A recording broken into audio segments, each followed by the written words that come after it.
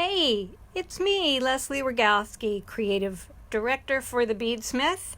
And just so you know, it's me. I'm wearing this lovely ring by Leslie Pope, but I think I'm going to take it off because it's just so much shine here, and I want you guys to really see the shine of the baroque oval cabs.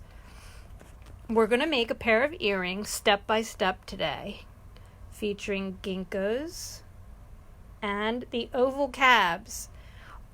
The cool thing, I think, besides the fact that they're just yummy colors, they're backlit, is that the shape, the oblong shape, enables them to really fit well together with a lot of other beads. So, of course, the curve of the ginkgo is a match for these, designed by Leslie A. Pope herself. Wow. Okay, so these are called the Baroque Quartet earrings, and as I've been saying, they feature Baroque oval cabs. Look at some of these colors. The two I'm showing you here on the bottom is Aquasol Picasso, so they have this silvery sheen to them. And then we have Tequila, one of our favorite colors. We've got peach, petroleum, violet ice, regular aquasol. Now these are just a few of the colors. We have dozens, plural, of colors of these oval cabs. Okay, and of course, tons and tons and tons of ginkgos. I'm going to make start to finish for you the Baroque Quartet earrings. We have a tutorial ready to go. This is 15-minute earrings. I'm not kidding. It's for advanced beginners and up. Anybody who's familiar with working with little beads and two-hole beads will have no problems with these. So are you ready? I'm going to take you start to finish. I have 24 inches of fire line, and the first thing I'm going to do is string 115, and let's go back. We have ginkgos, baroque oval cabs, 15s, and 11s seed beads. So I'm going to just follow the tutorial as it's laid out and take you step by step. We're going to string 115 and one oval cab 4 times. So I have 1, come here,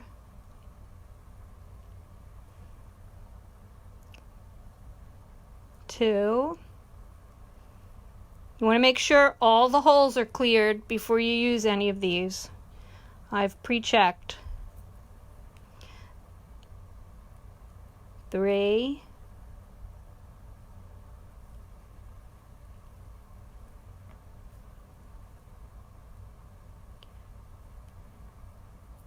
4, and my 4th 15.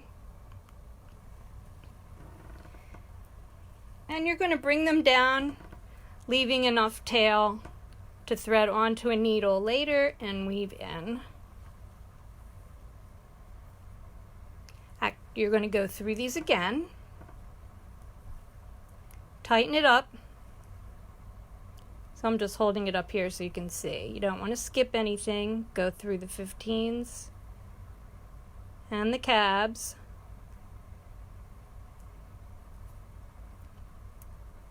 Pull it into a circle. Knot your thread. So you're just going to knot it like that. Whoops, sorry, it's going out of focus a little bit.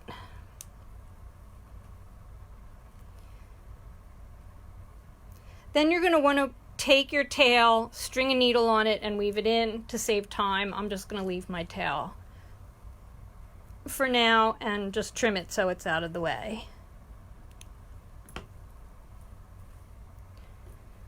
Okay. Hi everyone who's watching. Svetlana, welcome. Bianca and Laura. Oh, my beady buds. This is great. And my boss. Okay, so once you sew around twice and knot it, weave your tail in, you're going to go through, continue through one of the cabs and reverse direction and step up by going back through. So now we're ready to start the outer round. I'm going to string an 11, a ginkgo through the tip end,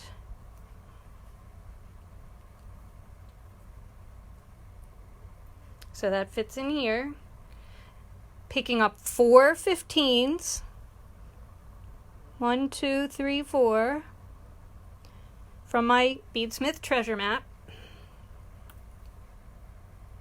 Such a nice surface to bead off of, I have to say.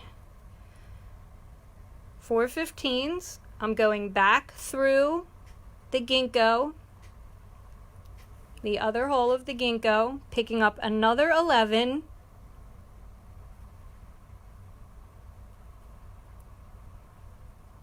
and through the next oval cab. And I'm going to repeat this around.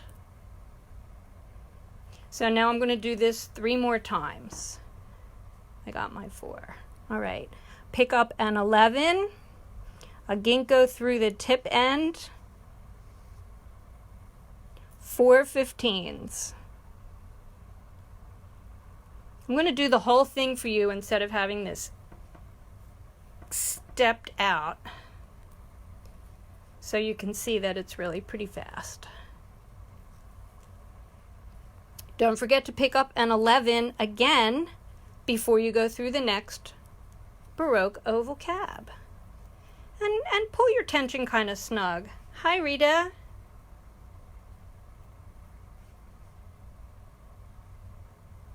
Can see how I'm coming out, going through, coming out, going through. An 11, a ginkgo through the tip end. But that hole was closed. 4 15s and another 11 before we go through.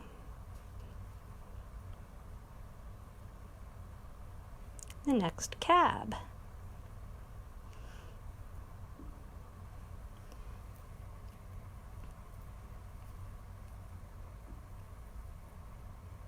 Back through the ginkgo from the wide end and pick up another 11. Go through the next cab. The first time I made these, I did forget to pick up that 11 the second time, so just as a tip, that's where you really want to watch. My fourth one, an 11, a ginkgo, 4 15s. Pull it to your component. Go back through the ginkgo, pick up an 11. Go through the next ginkgo, and the first 11, I'm going to do this in stages.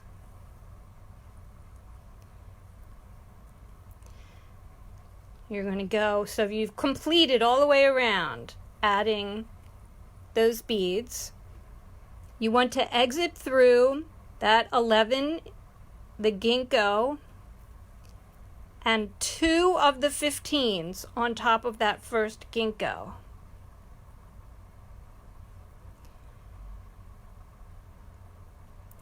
And we're doing this way because we're adding the little picot tips on top. And by sewing the 4 first and then going around and adding that 11 next, you get it to pop up like that. There's a nifty trick for you. So I'm going to add that picot 11, pick it up, and go through the next 2 of the 4 15s on top of the ginkgo. And I'm going to repeat this all the way around by retracing my thread path through the ginkgos, 11s, and oval cabs. To come out around the circle through the next ginkgo 15s. Everybody with me so far?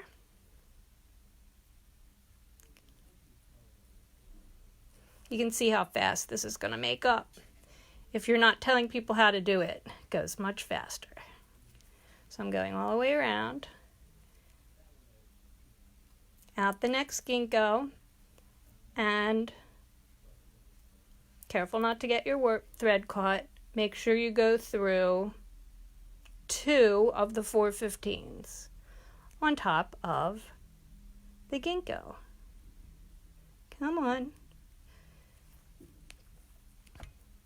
Now I'm going to add that 11 and continue around, going through the next 2. See how that 11 sits right up there? Pretty cool, right? Follow your thread path. Make sure you go through every bead. And you can see, I don't know of everybody who's watching who might be a beginner. I see a lot of people who are definitely not beginners. Nothing like performing for an audience of my peers. Haha. Okay. This is the 3rd one. You come out through the ginkgo, through 2 of the 15s. And we're going to add the 11.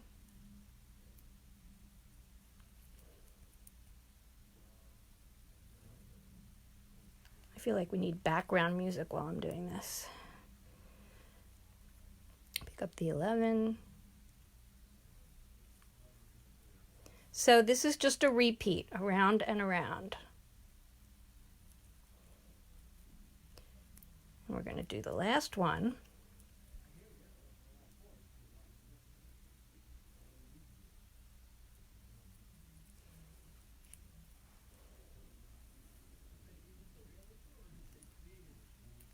Go through the last ginkgo, the 2 15s.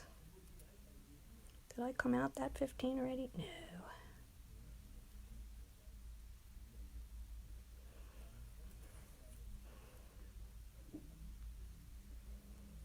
Another 11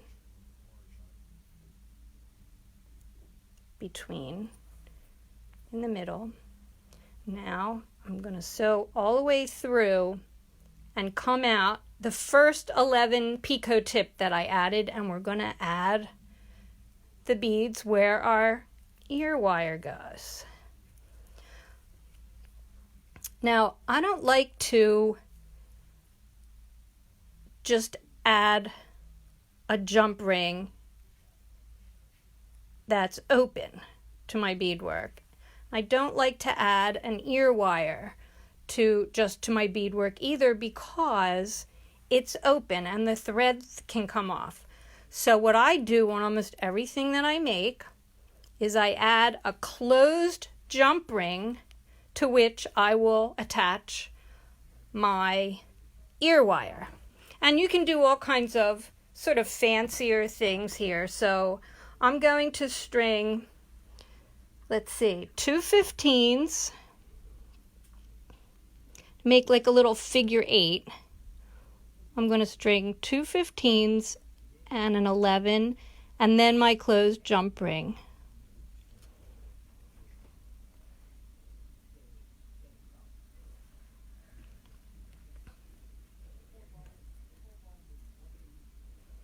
So 2 15s and an 11, a closed jump ring. It means it's soldered closed, there's no openings. And I'm going to go back through just the 11 to hold that jump ring on the end. I just broke my needle. Look at that. I think I can finish this anyway. I'm going to pick up. Thanks, Rita. I don't remember how I got started doing the jump ring trick, but it really works. I'm going to pick up another 2 15s on my broken needle, and I'm going to go through the 11 that I exited for this part of the step.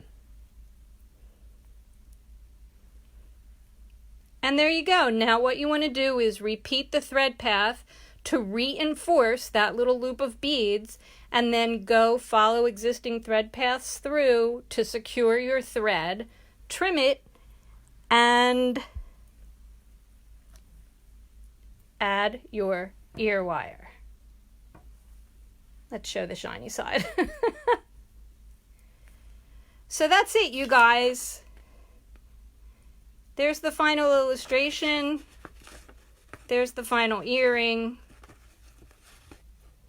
Baroque oval cabs. Lots and lots and lots of color choices of these beautiful beads with the ginkgo beads, which are also available in tons and tons of colors.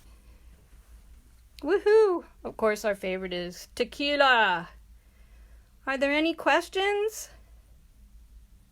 No? Well, then I'm going to move on to my next assignment today. Remember, you can find all of these quality beads, tools, and the treasure mat from the Beadsmith at your favorite bead reseller. We love beads. See ya!